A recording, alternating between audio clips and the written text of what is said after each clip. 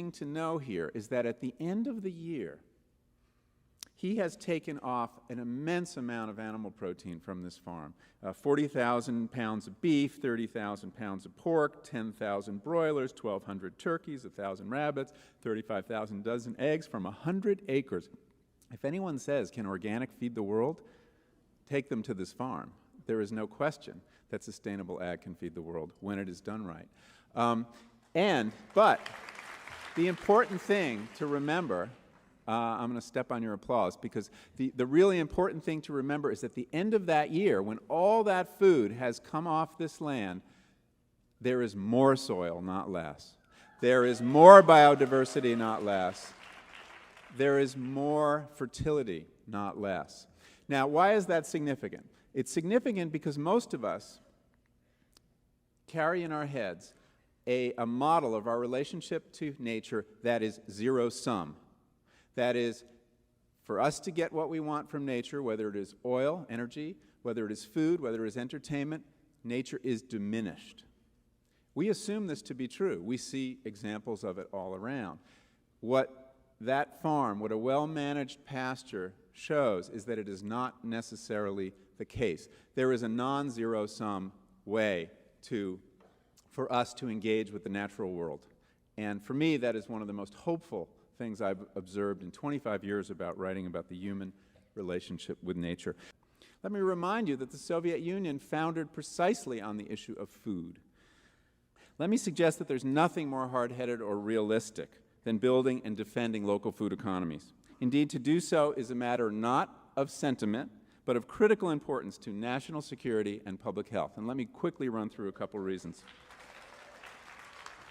Energy. The total economy depends on cheap energy, not to mention peace and no threat from terrorism, in order to move these goods from point of cheapest production to point of highest purchase.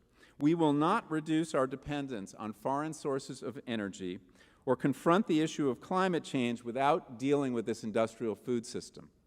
You know the statistics. We're moving all the food 1,500 miles on average. By the way, supermarket organic food is moved even further today. Energy.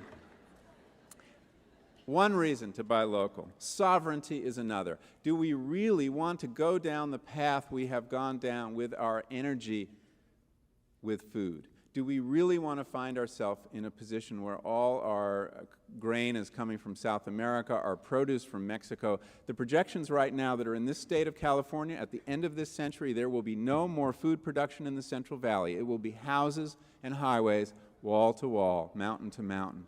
Do we want to go down that path? National security. Our government knows better than we eaters the risks of a highly centralized food system. Tommy Thompson, when he left Department of Homeland Security in his last press conference, he said something very interesting. He said, "For the life of me, I cannot understand why the terrorists have not attacked our food supply, because it would be so easy to do. When all your hamburgers are being ground in the same factory, when all your salad is being washed in the same sink, it is a very precarious way to eat." The response to this, though, to this real threat, is going to be exactly wrong.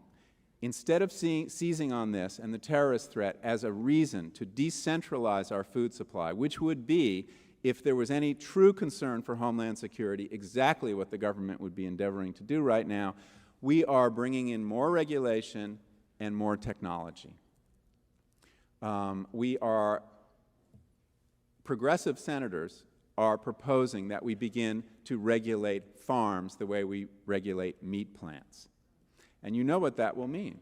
That will put small farms out of business.